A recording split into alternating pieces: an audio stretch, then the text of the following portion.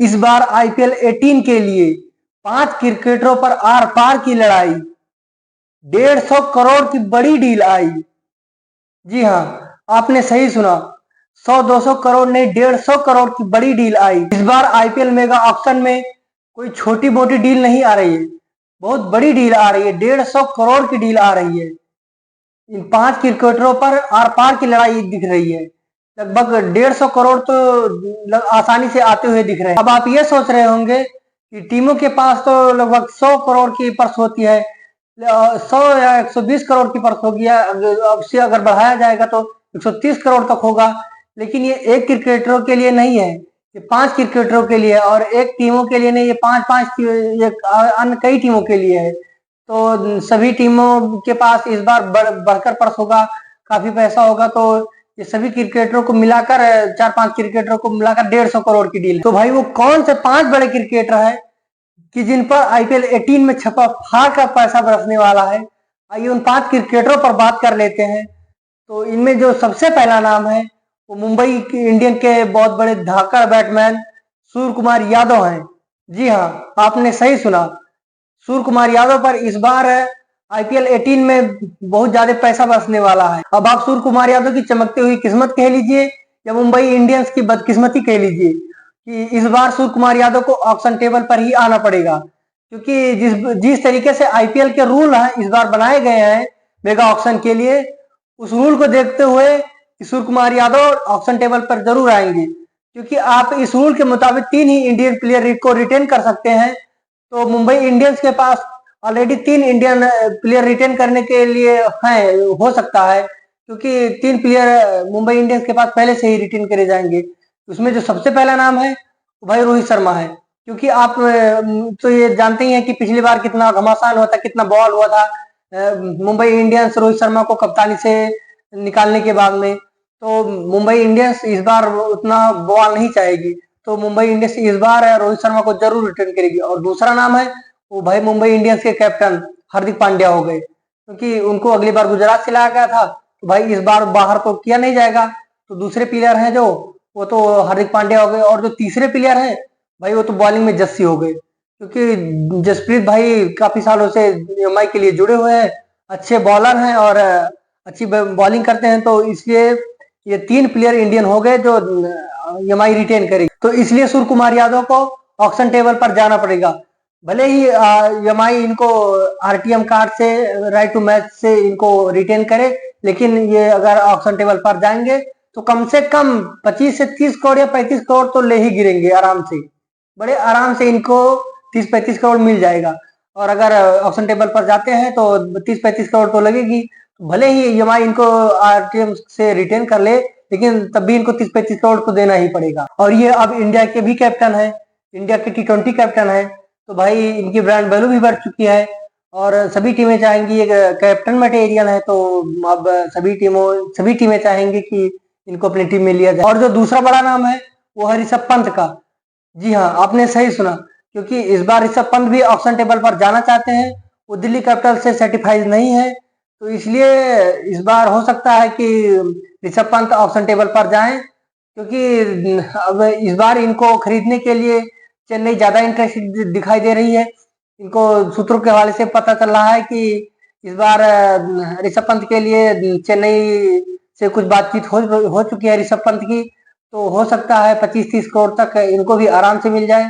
और चेन्नई को एक कैप्टन भी चाहिए, क्योंकि अब हालांकि धोनी चेन्नई को छोड़ के लगभग ज्यादा इस साल खेलेंगे या अगले साल, तो हमें नहीं लग रहा है कि खेलेंगे। तो ऋतुराज गायकवाड़ के साथ एक इंडियन प्लेयर चाहिए। जिस तरीके से ये अभी इंटरनेशनल प्लेयर में, मतलब जिस तरीके से ये इंटरनेशनल क्रिकेट में खेलते हैं और काफी समय से इंडिया के लिए जुड़े हुए हैं, हालांकि अभी तक चोटिल थे, फिर आए हैं टीम इंडिया में, T20 वर्ल्ड कप भी जिता के आए हैं।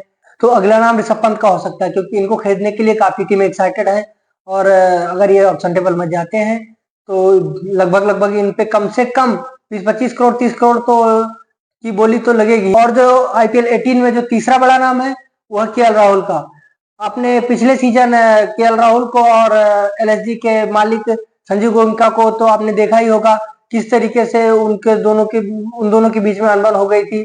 और जिस तरीके से उन्होंने बुरा भला कहा था बड़े मैदान में, तो इसको देखते हुए केएल राहुल ने खुद ही कह दिया है कि हम इस बार एलएसजी से नहीं खेलना चाहते हैं। तो हो सकता है कि इस बार केएल राहुल ऑक्शन टेबल पर आए और उनपे भी कई कई टीमें बोली लगा सकती हैं, बड़ी बड़ी टीमें, और काफी पैसा भी मिल सकता है, क्योंकि कुछ खबरियां आ रही है कि इस बार केएल राहुल आरसीबी में जा सकते हैं, क्योंकि सबसे पहले सीजन इन्होंने आईपीएल में आरसीबी से ही शुरू किया था।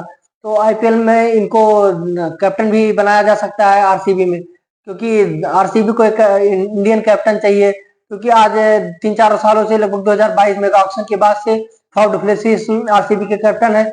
उन्होंने कोई खास प्रदर्शन नहीं किया है, कोई एवरेज प्रदर्शन ही रहा है। तो इस बार आरसीबी इनको चाहेगी कि इनको खरीदा जाए और कैप्टन भी बना सकती है भाई। और जो अगला बड़ा चौथा नाम है, उसको आप सोच नहीं हो सकते, वो है रिंकू सिंह का। जी हाँ, आपने सही सुना, केकेआर के रिंकू सिंह। इस बार जिस तरीके से केकेआर की टीम दिख रही है, मुझे तो ये नहीं लग रहा है कि केकेआर इनको रिंकू सिंह को रिटेन कर पाएगी, क्योंकि केकेआर से आज कई सालों से रिंकू सिंह जुड़े हुए हैं और केकेआर इनको 50 से 75 लाख के बीच में देती है भाई। ये 50 और 75 लाख के मटेरियल तो हो ही नहीं, एकदम नहीं है 50 और 75 लाख के। इनको कम से कम 20 करोड़ तो गिरी हालत में 25-20 करोड़ तो मिलना चाहिए भाई। इतने अच्छे प्लेयर हैं, फिनिशर हैं, टीम इंडिया के भी प्लेयर रह चुके हैं, और जिस तरीके से इनका प्रदर्शन T20 में रहा है, मुझे तो ये लग रहा है, मैं आज ही कंफर्म कर दे रहा हूँ कि ये T20 वर्ल्ड कप 2026 में जरूर खेलते नजर आएंगे। और कोई भी प्लेयर क्यों ना हो, रिंकू सिंह ही क्यों ना हो भाई, जो भी प्लेयर खेलता है वो हमेशा फ्रेंचाइजियों में पैसों के लिए ही खेलता है। क्योंकि आप इनसे छोटे छोटे प्लेयर हो गए, उनको आप 10 करोड़, 12 करोड़, 8 करोड़, 20 करोड़ में खरीदते हैं भाई। रिंकू सिंह को आप 15 करोड़ और मतलब 50 लाख और 75 लाख में खरीदते हैं। तो अगर रिंकू सिंह ऑक्शन टेबल पर गए तो 30 करोड़ नहीं कर सकते, लेकिन 20 करोड़ तो इन पर कंफर्म है कि अदर टीमें 20 करोड़ देंगी, क्योंकि ये इंडियन क्रिकेट टीम के फ्यूचर हैं। अब 4 बड़े नाम तो हो गए, और 5वां बड़ा नाम कौन सा हो सकता है? जी हाँ, 5वां बड़ा जो नाम है वो है आंद्रे रसल का, जिसको हम सभी रसल द मसल नाम से जानते हैं। जी हाँ, हाँ, आपने सही सुना, रसल को इस केकेआर से ही है। रसल को इस बार हो सकता है कि केकेआर न रिटेन कर पाए, क्योंकि आप विदेशी में से एक ही खिलाड़ी को, एक ही विदेशी प्लेयर को रिटेन कर सकते हैं, और आरटीएम कार्ड भी एक ही होता है। तो हो सकता है कि इन पर केकेआर आरटीएम कार्ड यूज करके इनको रिटेन करे, या रिंकू सिंह को रिटेन करेगी। तो देखना है कि केकेआर किस पर आरटीएम कार्ड यूज करती है।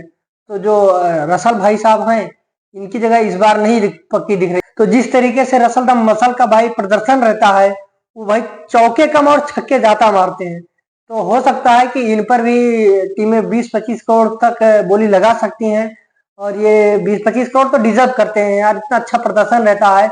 ये जिस तरीके से इंडिया के सभी स्टेट में, सभी पिचेस पे बढ़िया प्रदर्शन कर लेते हैं, उड़ा उड़ा के मारते हैं, उस तरीके इनको देखकर भाई इन पर 20-25 करोड़ की बोली तो लगेगी ही लगेगी। तो हमारी तरफ से 5 प्लेयर हो गए, और आपकी क्या राय है? आपके कौन कौन से वो 5 बड़े प्लेयर हैं? आप हमारे कमेंट बॉक्स में जरूर बताइएगा।